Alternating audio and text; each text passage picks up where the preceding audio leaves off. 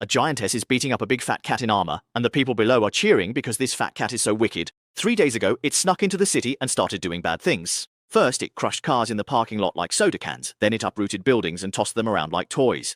People were terrified and quickly called for the Giantess of Justice. The Giantess arrived by plane, jumped down without a word and gave it a huge slap, leaving the fat cat's head spinning as it rolled several times, completely dazed. Then the Giantess stepped on it and said, "You stinky cat, don't let me catch you doing bad things again, or there'll be hell to pay." The fat cat was so scared it ran away in a flash. The Giantess stayed to help people rebuild the damaged buildings and even gave her toy cars to those whose cars were crushed. The next day, the fat cat was up to no good again, pouring gutter oil and industrial waste into the lake, poisoning all the fish. The fishermen were furious and quickly made a call. The Giantess arrived by high-speed rail and gave the fat cat 2 hard kicks, sending it flying into the lake. The Giantess said, "Stinky cat, drink all this dirty water, or you're not leaving today." Terrified, the fat cat lay down and started gulping it all up. A fisherman said, "Isn't he just asking for trouble?" The Giantess replied, "You can say that again." That night, the fat cat was fuming and tried to sneak into the dorm to get revenge on the Giantess. Just as it was about to strike, it fell right into the Giantess's ambush. It turns out the Giantess knew he'd come and had set a trap in advance. The fat cat was taught another harsh lesson.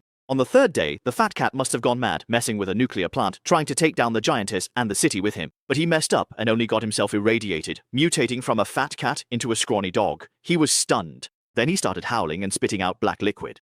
The Giantess cleared the crowd, put on a hazmat suit, marched into the plant, grabbed the scrawny dog, and with one move, hurled him thousands of miles away into outer space. Everyone brought flower baskets, fruit, and cream cakes to thank the Giantess for saving the city. Meanwhile, the scrawny dog had already been frozen into a block of ice in space. So, this story tells us that all evil will eventually be brought to justice.